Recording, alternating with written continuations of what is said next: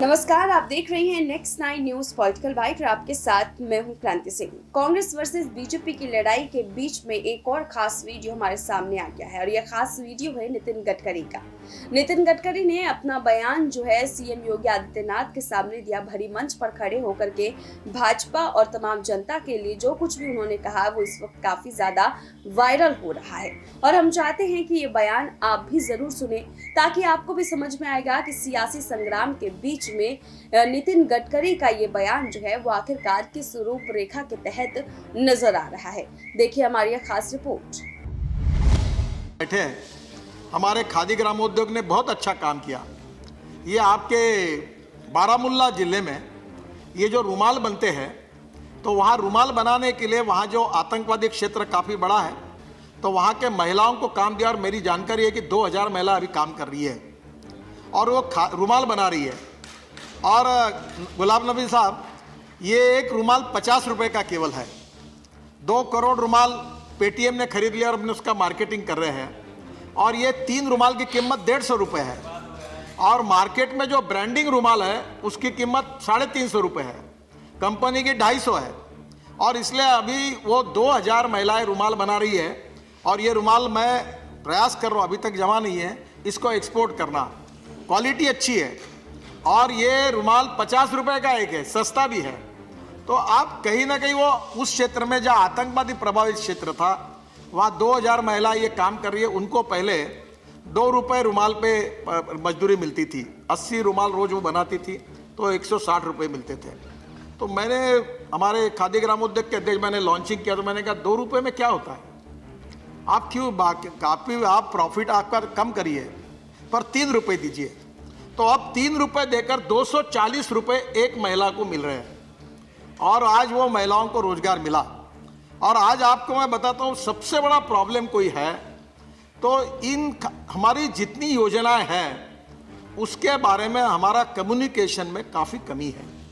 हमारे पार्लियामेंट के मेंबर्स को भी हमारी योजनाएं अभी पूरी मालूम नहीं, उनकी तो छोड़ दो, मैं भी रोज रोज पढ़ता तो मुझे नई बात मालूम होती है, मुझे भी पूरा डिटेल मालूम नहीं, ऐसी स्थिति है।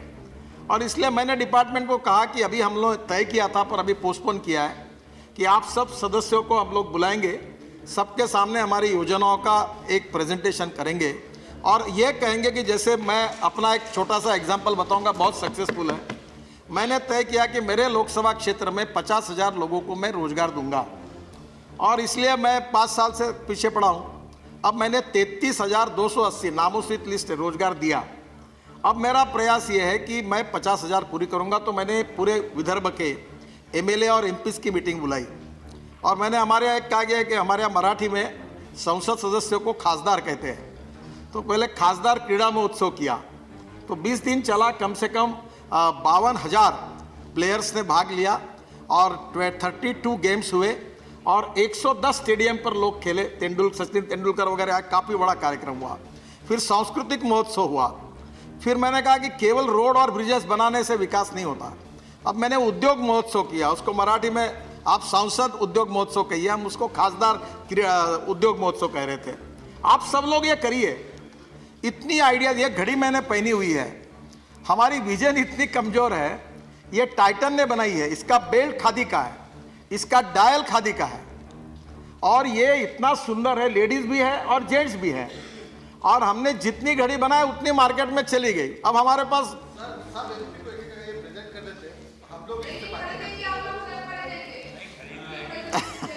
सर मैंने सबको फ्री ऑफ चार्ज देना तो मुश्किल है पर मैंने अपने अध्यक्ष महोदय को दिया और हमारे लोकसभा के स्पीकर को दिया, कुछ प्रमुख लोगों को दिया है। मैं विपक्ष के नेता जो है उनको जरूर एक घड़ी भेज दूंगा पर आप लोगों को मैं कहूंगा कि मैं आपको डिस्काउंट देके उसको मिलने की व्यवस्था कर दूंगा। स्पीकर महोदय, मैं ये कहना चाहूंगा कि हम लोगों को ये जो खादी ग्रामोद्योग की बात हुई, अच्छा काम कर रहे वो, पर हमको इसको नए विजन में कमर्शियली कारपोरेट स्ट्रक्चर इसमें लाना पड़ेगा, तभी हमारा एक्सपोर्ट बढ़ेगा। जो जयराम जी कह रहे थे वो बिल्कुल सही है और मैं इस बात को स्वीकार करता हूँ। हमारा टर्नओवर अभी 3,500 करोड़ तक जाएगा। विलेज इंडस्ट्री का पिछले साल का टर्नओवर, विलेज इंडस्ट्री जो हेड आता है अंदाजन वो 75,000 करोड़ हुआ है। इस साल 1 लाख करोड़ होगा और हमारा प्रयास है कि हम 5 साल में ऐसी स्थिति पैदा करेंगे कि वो 5 लाख कम से कम करोड़ तक जाएगा। देखो, एक खादी डेनिम बनाया, आपको बताओ, ये जीन की पैंट, जहाँ कोई पत्रकार है, ये सब लोग जीन की पैंट पहने हुए दिखते हैं। मैं सबको पूछता हूँ कि आप खादी डेनिम क्यों नहीं यूज़ करते हो? ये जो अमेरिकन कंपनी है लेवाइस या कुछ तो भी नाम है उसका, वो हमारा पूरा खादी डेनिम का कपड़ा खरीद रही है, और वो उनका ब्रांडिंग होकर हमारे लोग 3,000 और 4,000 में खरीदते हैं, और हमारे यहाँ सिलाई करके वो 500-700 रुपये में मिलेगा, उसको कीमत नहीं मिलती। क्योंकि मार्केटिंग के लिए सोचना होगा।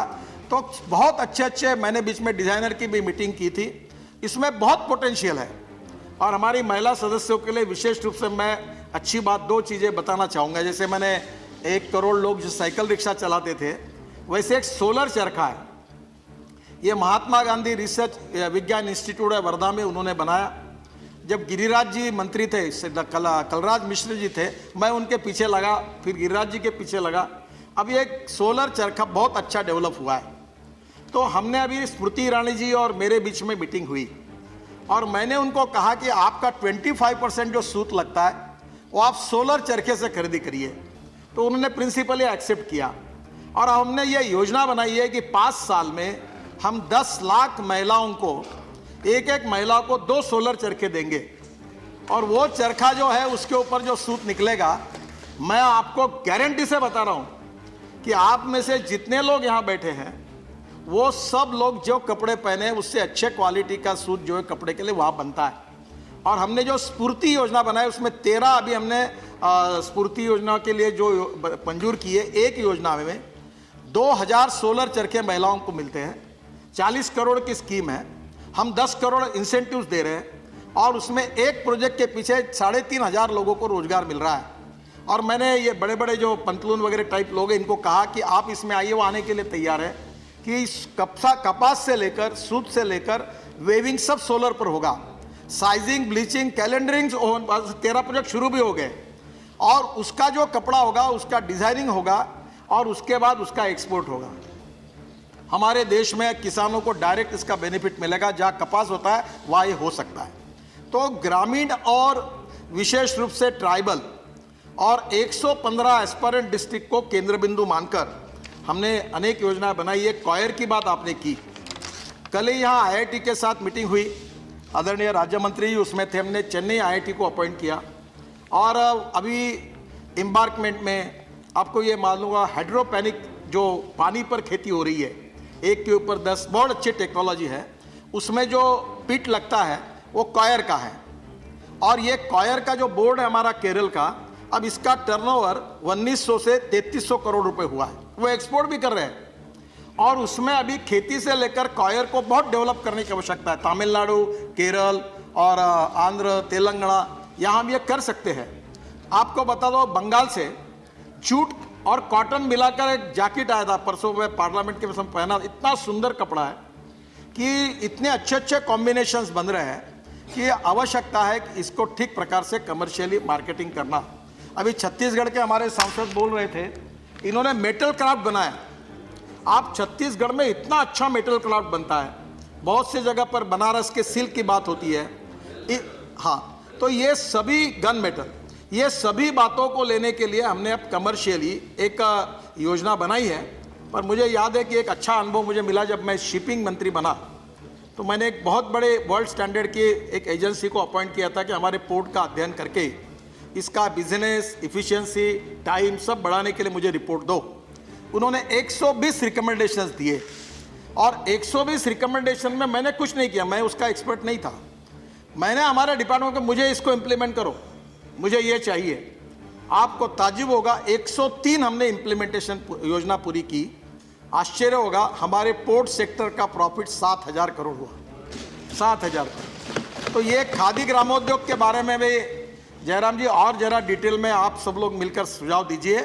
खादी ग्रामोद्योग का टर्नओवर केवल ये 3,500-4 हज़ार करोड़ से नहीं होगा, इसको 25,000 करोड़ के ऊपर लेना है। इसमें हैंडलूम, हैंडीक्राफ्ट या हनी, अभी हनी के लिए मैं आपको बताना चाहता हूं कि हनी क्लस्टर बना रहे हैं।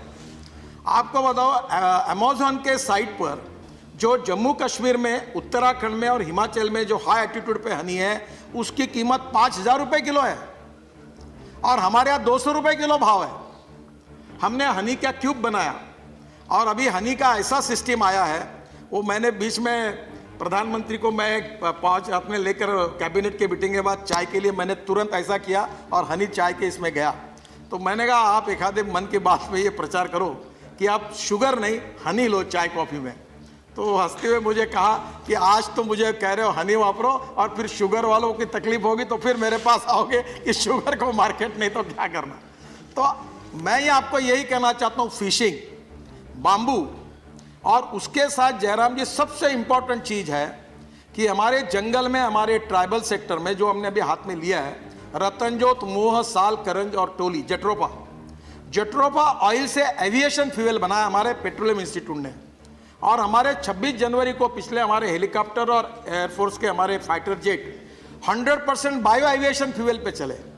फिर हमने स्पाइस जेट का एक प्लेन देहरादून से दिल्ली 25% इससे लाया और अब 40,000 करोड़ का हम लोग ये इंपोर्ट कर रहे हैं। और हमारे जंगल में हमारे वनवासी अगर बायो एविएशन फ्यूल बनाएंगे तो कितने वनवासियों को रोजगार मिलेगा। तो हमने वो बायोटेक्नोलॉजी का उपयोग करके हम लोग ये bio aviation fuel tribal sector में 115 एस्पिरेंट डिस्ट्रिक्ट में कैसे बने, उस काम को हमने शुरुआत की। मुझे दुख होता है जब भी सुबह मैं अखबार पढ़ता हूं तो एक अखबार का कागज इंडियन नहीं है, सब इंपोर्टेड है। हमने हमारे पेपर मिल बंद कर दी। हम हमारे जंगल में आज कनाडा से और हमारे साउथ अफ्रीका से ट्रक भर भर के 40,000 करोड़ का पेपर पल्प आता है, 40,000 करोड़ का पेपर आता है, 20-25 हज़ार करोड़ की लकड़ी आती है। हमारे यहाँ वेस्टलैंड पड़ी हुई है। मैं इकोलॉजी एंड इन्वायरमेंट का समर्थक हूँ। हमारे मोहन धारिया जी महाराष्ट्र के अभी हमारे यहाँ केंद्रीय मंत्री रह चुके हैं। उन्होंने पड़ी जमीन पर, वेस्टलैंड पर उपयोग करके कैसा करना एक सुंदर रिपोर्ट भारत सरकार को दिया था। और उसके आधार पर हम कह रहे कि हम पेपर मिल में हम यहाँ पल्प तैयार करेंगे, हमारी जो वेस्टलैंड है वहाँ पेड़ लगाएंगे। और बाम्बू के बारे में ये अनुभव आया कि बाम्बू के बारे में कटिंग करने की परमिशन नहीं थी। मैंने एक दिन फॉरेस्ट सेक्रेटरी को पूछा कि बाम्बू ये ग्रास है कि ट्री है, तो उन्होंने कहा ग्रास है। तो मैंने फिर आगे उनको पूछा कि ग्रास काटने के लिए परमिशन की आवश्यकता है क्या? बोले नहीं है। मैंने बोला इतने सालों से आप बाम्बू काटने के लिए क्यों प्रोहिबिट करते हो, क्या कारण है, कौन से कायदे पे करते हो? वो चुप बैठ गए। मैं प्रधानमंत्री के पास गया और हमारी सरकार ये पहली है, मोदी जी हमारे देश के प्रधानमंत्री है, कि हमने बाम्बू को ग्रास मानकर तोड़ने की अनुमति दी। चाइना में बाम्बू की इकोनॉमी 50,000 करोड़ की है। बाम्बू से अचार बनता है, बाम्बू से कपड़ा बनता है, बाम्बू से फर्नीचर बनता है, बाम्बू कंस्ट्रक्शन में आता है, अगरबत्ती की काड़ियाँ बनती है, आइसक्रीम, सब बाम्बू से कितनी चीज़ें होती है।